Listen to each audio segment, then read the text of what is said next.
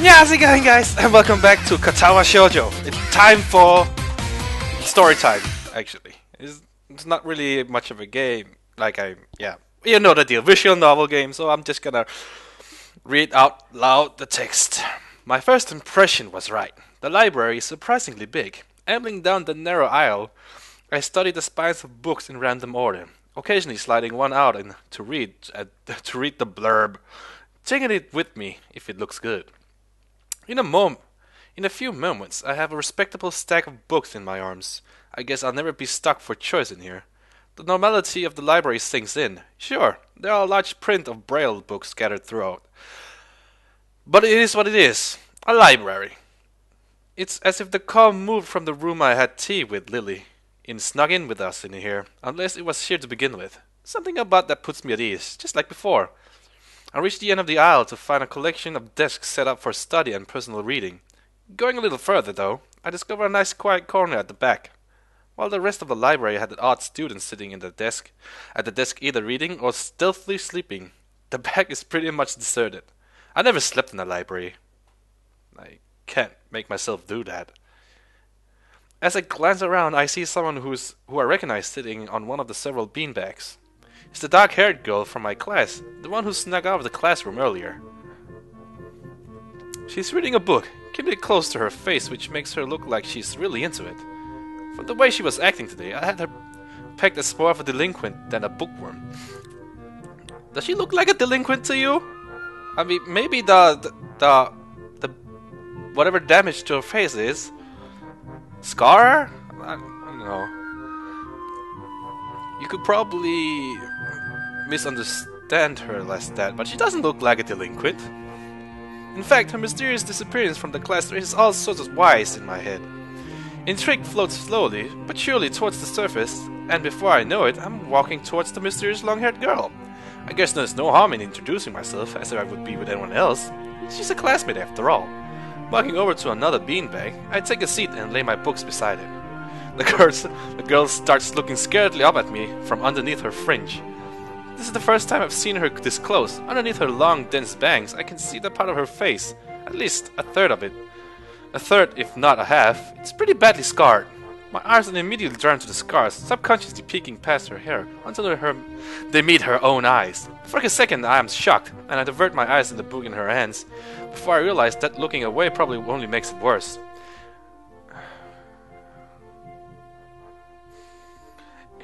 It takes too many seconds to collect myself and remember what I walked up. Oh, better save. Just in case. Create new save state. There we go.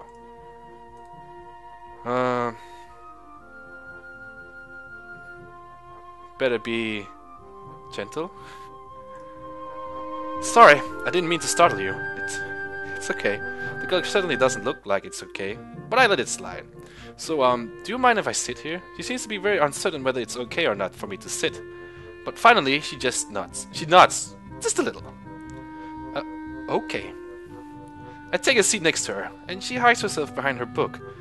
Life of Pi. Never heard of it. I want to watch that movie! I didn't know it wasn't included here. Was it a book before it was a movie? I want to watch it. It seems really good.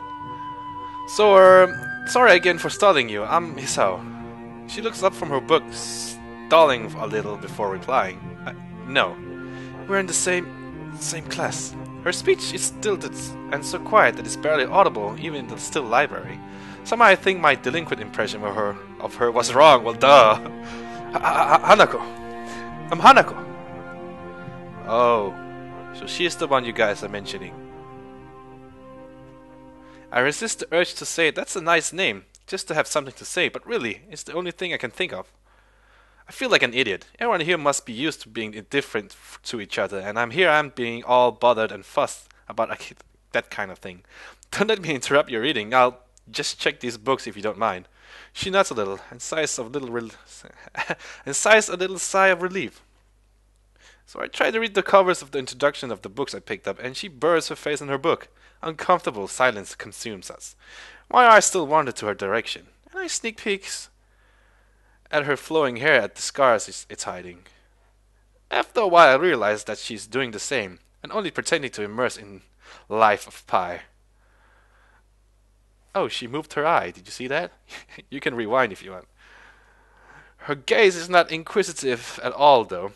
It dots around like a scared rabbit. There he goes again! When our gazes finally meet, the chain reaction is unstoppable.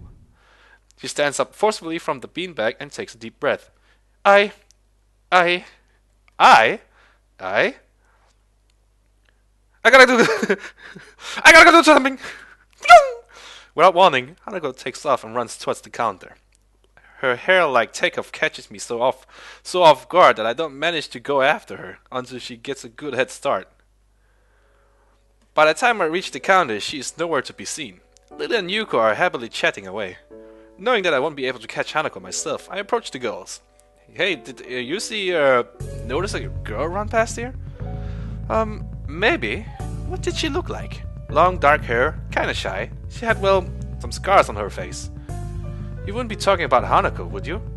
Yeah, that's her. I saw her reading and tried to talk to her, but I think I scared her off or something. Oh dear, Yuko, would you excuse me? I had better try and find her. Sure, I just hold on to these books until you come back. What's going on? I'm sorry, but I have to explain it to you some other time. Right, alright, I'll see you later then. Lily hastily grabs her cane and hurries out the library, leaving me alone with Yuko. I don't think I'll ever get the hang of this place. Did I do something wrong? What did you do? Nothing.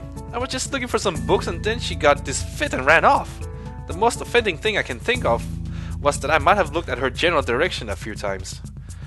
Well, she's a very timid girl. You have to be very careful around her. She can be very jumpy. I think she's not accustomed to talking with other people.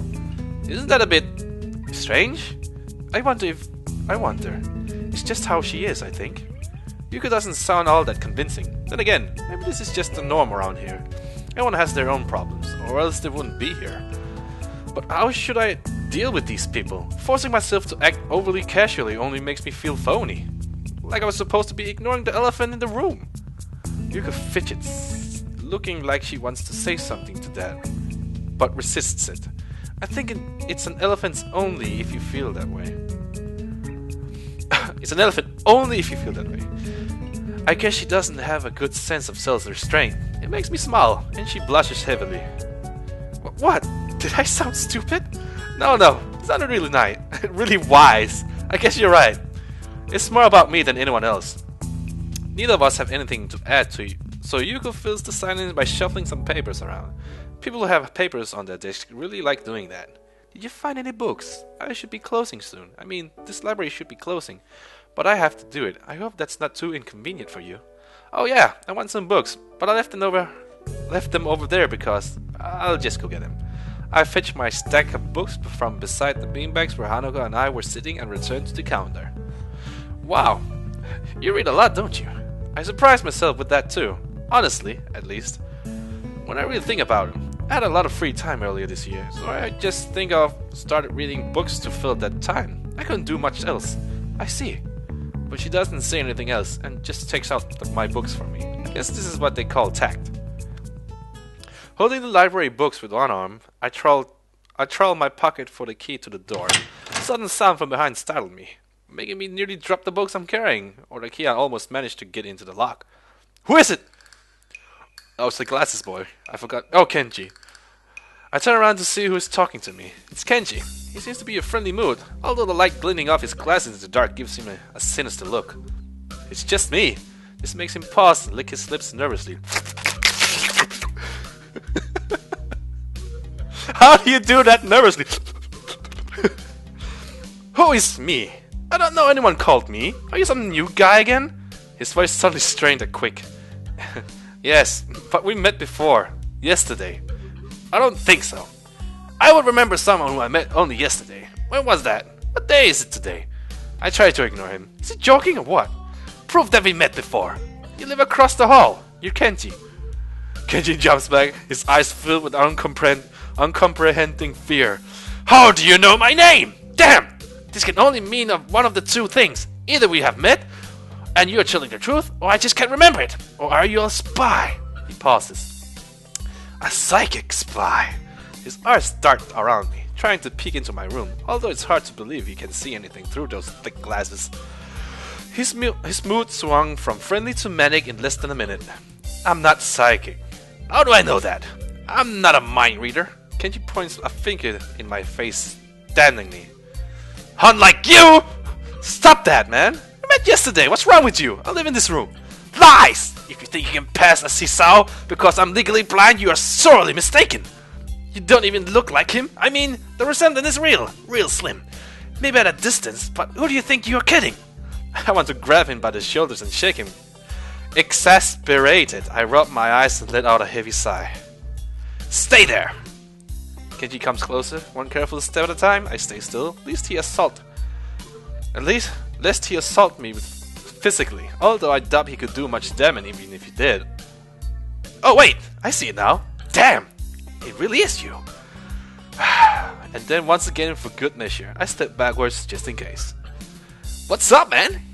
You don't look too good. I think... something wrong? I don't know. I just had some stupid happen to me. A few stupid things, actually. Even if you discount this one. I can't get a proper touch on other people here, and I have no idea if it's because of me or because of them. I don't know why I'm telling this to Kenji. It's not like we have any contact either. That's rough, dude. Yeah, I guess about calling you a psychic spy and all. Well, I'm sorry about calling you a psychic spy and all, but you can never be too careful. It's the hard reality we live in. I'm slowly starting to think that Kenji isn't necessarily living the same reality as the rest of us. You see? This is how it is, this world. There's no justice, you see? Even when I lose, I win, because I don't lose the lesson. What does that even mean? It doesn't matter. He dismissed flatly with a wave of his hand. So, what happened? Why the long face? Do you have a long face? It's nothing. I just scared some girl off accidentally. Literally, too. She actually ran away from me. Was my fault, really, I think. I'm not really used to all of this yet. A girl? A cute one? Cute? That's a hard question. She had a nice body and really beautiful hair. But the face... I guess you could go either way. I think she was cute. Yeah, cute, I guess. I knew it! There's a lot of cute girls here. A strangely disproportionate amount. I believe this was one of the dark secrets of the school. I tried to warn you, man. But did you listen? I don't remember any such warning. Neither do I. Dark secrets? Yes, dark secrets. Extremely dark, like a black hole. Have you noticed the number of girls in this school is slightly but significantly higher than the number of boys? It's like 60-40.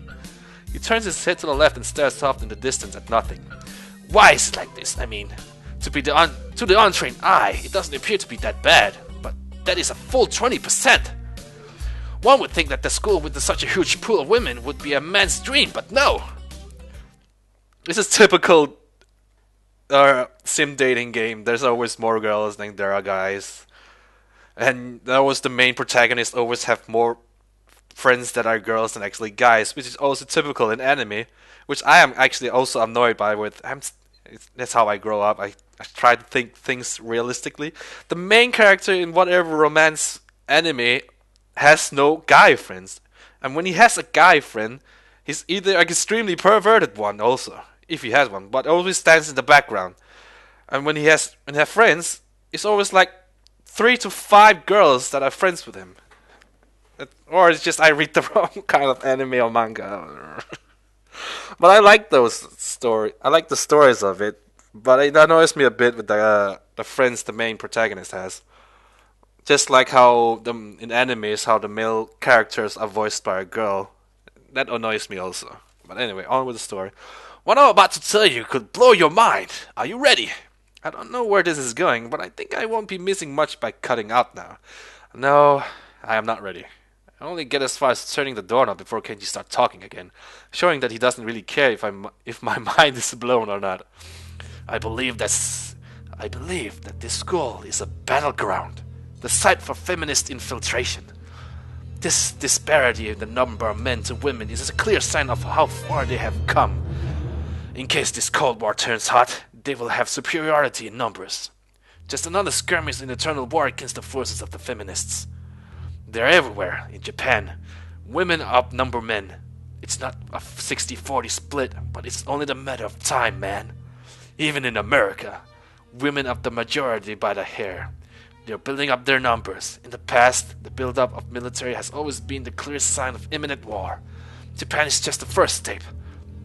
Our economy... Blah! Why can't I pronounce it? Our economy, there we go, is badass, and the country itself is small and isolated, yet a huge part of the Pacific in terms of political value. The perfect target. They are so cunning, as expected of women. Soon, the day will come when... Kenji's voice trails off ominously. That is why you can't trust them. They will string you along and then kill you, just as they killed me. You will end up just like me. You're not dead, you idiot. That reminds me of Simpsons, you know, Groundskeeper Willie. Something about he was talking about mines and everyone died. Everyone died at a mine.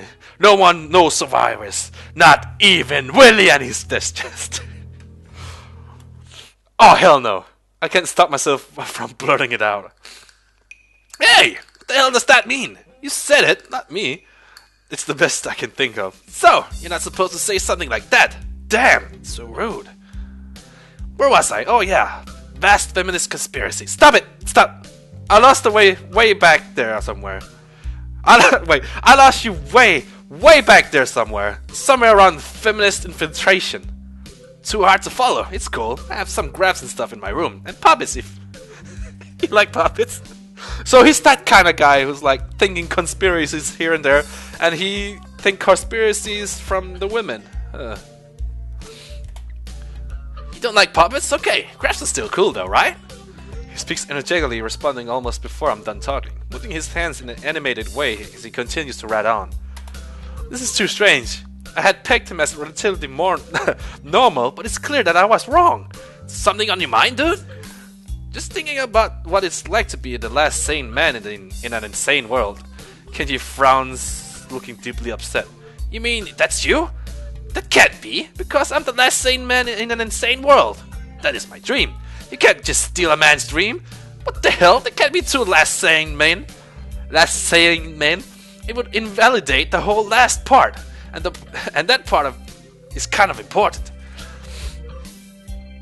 Well, you could say last men, plural.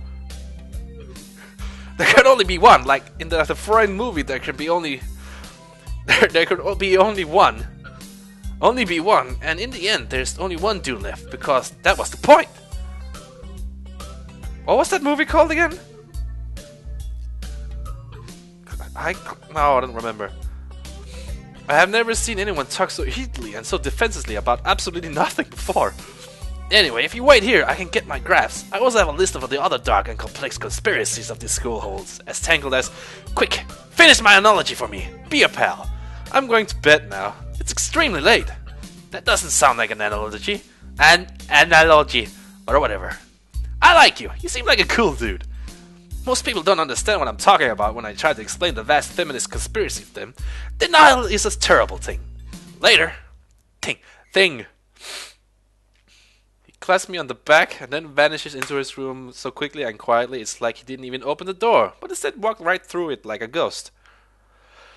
Damn, that's some awesome bed! My bed is better actually.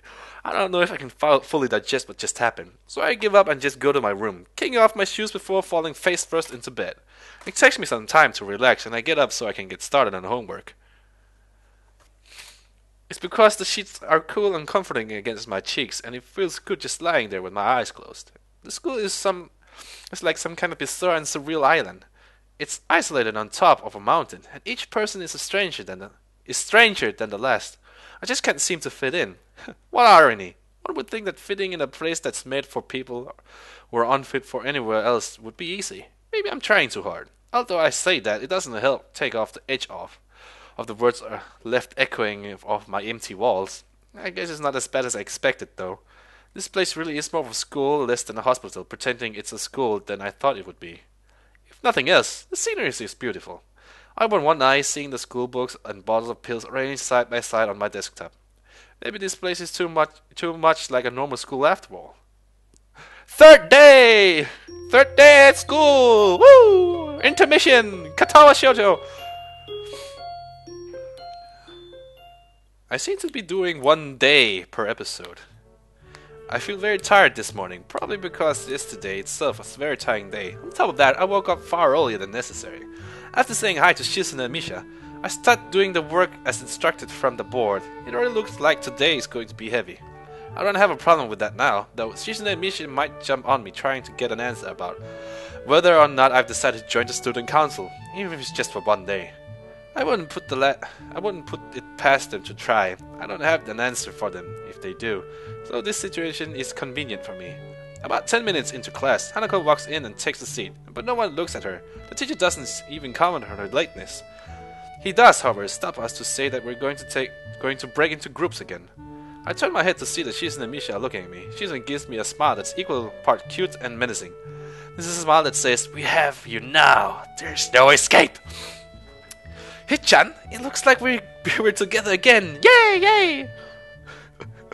Misha leans sideways while Shizune pushes her desk closer to mine. There really is no escape now unless I were to jump through the window. Jumping out the window isn't the best option, sadly. What's wrong, Hichan? Oh, Hichan, have you been thinking about what you said yesterday? You said that you would think about joining the student council, didn't you?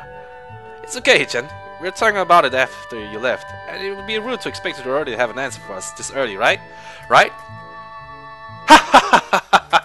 I'm so happy you two are able to have a laugh at my expense, and even more pleased to know that both know how crazy the two of you can be. Now that that's over, Shizune snaps back into serious mode and smacks today's assignment with the back of her hand with an overly dramatic and important way.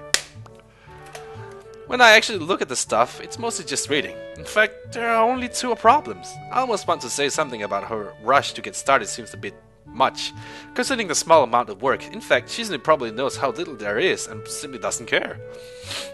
I can't breathe through my nose again. It seems like a workload. Doesn't matter to her as much as the fact that there is work. The actual amount is unimportant. She approaches everything with the same level of ambition. While I'm reading, I let my eyes wander around the room and catch Hanako trying her hand at solving the problems. It looks like she's working alone. She's really cute. She's probably the cutest one I've seen so far. I can't remember seeing her working with other people before. Thinking back to how shy she is, it's understandable. Hey, that girl over there. Huh? Who? Hichan? Her, Hanako, over there. Does she always work alone? I think so, Hichan. Do you feel sorry for her because she's alone? I was just thinking that maybe she could work with us or something. No, I don't think that would be a good idea, Hichan. Why not? Hichan wouldn't get along with her. Why? Misha shuffles around the question, letting out a laugh that sounds very strange. It's nervous, but still has that lilting up and down quality present in everything she says. Just because, Hichan. By now, Shizune has noticed our conversation, and it makes me realize again how Misha has been signing everything she has been saying this whole time. I guess Shizune doesn't like Hanako for some reason. There must be some reason. What, Hichan? The friend of my enemy is my enemy? That sounds so harsh. I'm not going to say that.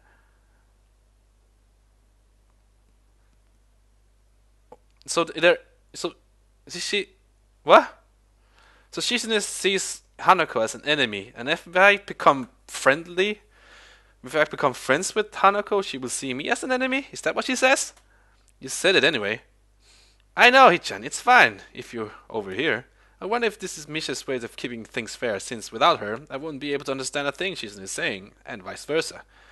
Is that also why she signs all the time, so there is never a conversation Shizune will be left out of? Anyway, we should start on the problems now, Hichan.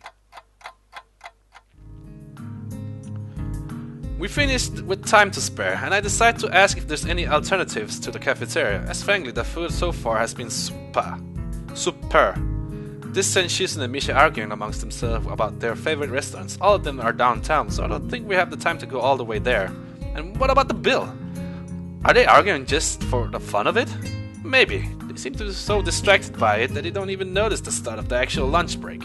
I look over my shoulder towards the back of the classroom. She seems to be studying her notes from the previous class. Am I on a Hanako saga or something?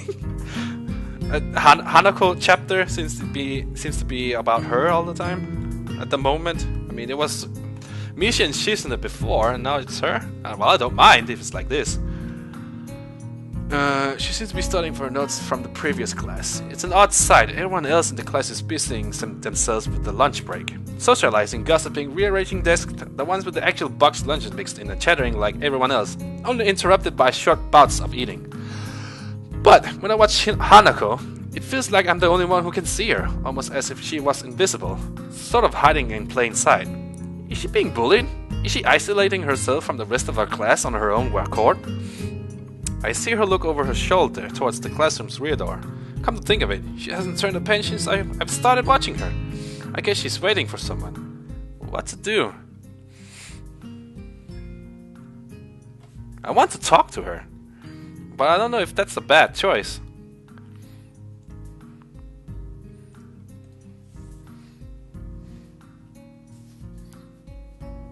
I don't want to wait for Shizune and Misha to come to the decision. I talk to her. I feel bad for making her run away yesterday, so I'd better say something. Hey there, Hanako. Well, at least she remembers my name. Hey, I just wanted to apologize for yesterday. I didn't mean to startle you or anything. I'm just new here and I thought I should get to know my classmates. As Hanako looks up to me, I notice her scaring once more. It's a little bewildering that you can barely notice it from across the room, but it's so noticeable from close up. That's okay. It was my fault. Nah, that wasn't anyone's fault. It just kind of happened.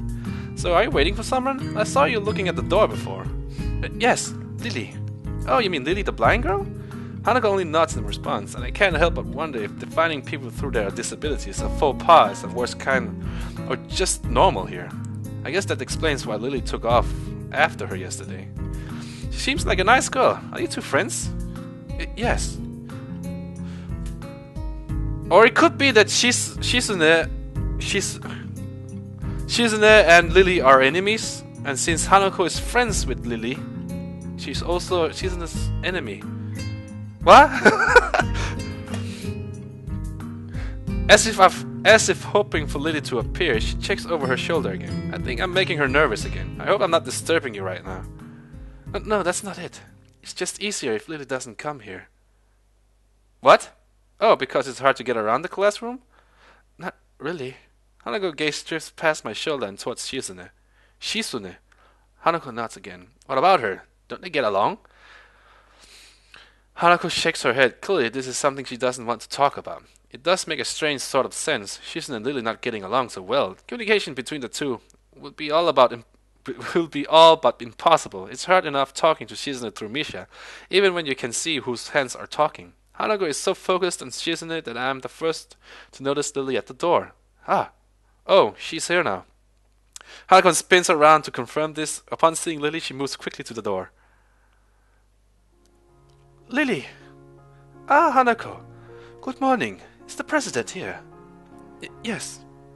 Hanako glances over her shoulder at Shizune again, as if she confirmed she can't hear them, even though that's impossible. I suppose we'd best be off then. Lily sighs a tone, and what seems to be frustration makes me raise an eyebrow. Huh? Guess there's some kind of enmity between the two. It's intriguing, but that's not really something I'd ask about. I'm sure if they wanted me to know, then they would tell me. It's only my third day here. I should be trying to make friends, not finding out why people are enemies. Still, it's a little funny to find that this school has little feats, just like my old high school. Even if people are more tolerant of others, they're still going to get each other's nerves. Hey Lily, how are things? I'm sorry I made you run off yesterday. Oh my, is that Hisao? I didn't realize you were here. It seems that Lily is a little embarrassed about being so frank in front of me. Sorry Lily, I thought you realized. No, it's alright Hanako. Hisao, please don't worry about yesterday. It was just a misunderstanding. If you say so. I'm still working this place out. Well then, I think you'll find most people here a lot more forgiving than elsewhere. If you're feeling a little confused, please don't be afraid to ask questions. Sure, I'll remember that. Lily?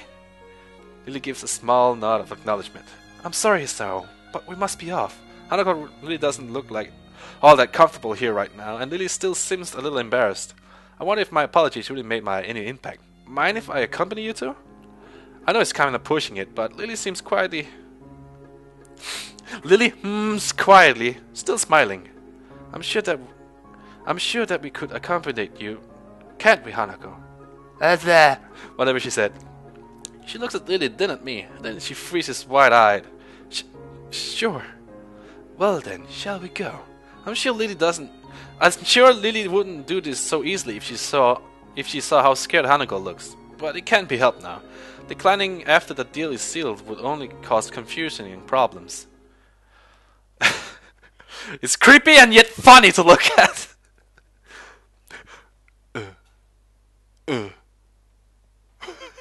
So we leave all three together. Lily walks beside the wall, letting her cane gently tap against it every now and then. Hanako comes along right beside her, so close that she's practically half hugging her as they go. Although it must make her walking that much harder, Lily takes it in stride. As we turn around the corner of the hallway, something hits me in the chest with the force of a steam train. Hanako shrieks a little, and my vision briefly goes back. Something hits him, or hit me. Ouch! Opening my eyes, I see a pair of saucer-like green eyes looking at me. Oh. They belong to the perpetrator, a short girl who bumped into me and has now fallen down into the hallway floor. She wears a PE uniform and is a very worried frown. The former strikes me as a rather strange thing to have on during a lunch break. More striking than that, though, is that she doesn't have legs. What you call those? Prostrate legs? Oh, am I wrong? Oh, she looks like she's got flesh and bone. Her pale and very much flesh and bone thigh ends in the shine, and shins and feet made from some black metallic or plastic-like material. They look disturbingly artificial and unnatural. It almost makes me forget that my chest is hurting. The girl winces a little, rubs her nose and jumps up. Aw, man. Hey, are you alright? I'm sorry about that, really. I wasn't looking where I was going, and you just came out of nowhere. Sorry. She's looking really apologetic. In her hurt puppy way of looking apologetic. Those words. I quickly forget about being angry or anything, since hurt puppies are my weak spot. It's okay, don't worry about it. Oh, right, the heart. I guess he forgot his heart condition. I say that, but there's a stinging pain growing in my chest, and I know that this is about the biggest possible danger for my condition. Don't exert yourself. Don't forget your medicine, and most of all, don't get hit in the chest. I try to rub my solar plexus to chase the pain away, holding my breath in an attempt to hear my heartbeat. And he goes down. It seems normal. Hey, should I get a nurse? The worried high-pitched voice. Oh, high-pitched. Hey, should I get a nurse? I stared at her a few seconds dumbfounded until I realized that I probably looked worse off than I really was. Double over myself and looking all tense. Damn! I'm overly worried about my heart. No need, I'm fine. Managing to say something in response, I pull myself upright, feeling my sore wrists one last time, and take a deep breath. You just knocked the wind out of me, big time, but it's nothing more than that. You sure you're okay? I hit you pretty hard. I don't know if I should continue with this kind of voice. It's okay, I said it's fine, nothing's broken, no harm done. That's good, I was. So, what happened? She's not quite up to speed for obvious reasons, but she sounds very worried. More than what the situation deserves, really. Someone just bumped into me, nothing serious, just winded. Sorry, it's my fault. I was just going to get some stuff, and I just was kind of in a hurry. That someone here is Emmy, isn't it? The little girl coughs quiet and shovels her plastic or metallic feet, looking down at them before saying anything. Hi, Lily. Hanako. I guess the girls know each other. Do please try to be more careful. You might be sturdy enough to endure these sort of accidents, but there are people who aren't. The girl blushes and starts to fidget nervously like a little child caught misbehaving. It's so cute I find myself smiling. I know that, but I'm just... I gotta go! Teacher will have my head. I promised to help them with printouts, but I went running instead. Sorry, but I gotta change and everything. Before any of us could say a thing, it was already bolted away, leaving the hallway eerily quiet. Does that kind of thing happen often around here? There are more rules in Yamako than usual for running in corridors. But that rarely stops Emi, it seems. She shakes her head weakly and offers a slight composed smile. I don't think there's anything we can do to stop her, I'm afraid. Shall we be off then? Lily heads off along the hallway and Hanako hurries right after. The route to the room the two used for tea is fairly simple to retrace, being still fresh in my mind from yesterday. Lily and Hanako quickly go about the business of making lunch, and this is the end of this part! I'm gonna end it here. I'm gonna save my game. What do I say? I'm gonna save it here. My save one will be my progress save. So here, hope you enjoyed the story time. I feel like I should do this more often. It's just my time. I don't have much time to do these. So I'm gonna leave you with a high five. Hope you enjoyed and look forward to the next time of story time. Here. It's not enough. It'll never be enough. It's nothing compared to the pain that I feel. Something happened. No, Richard, stop it right now!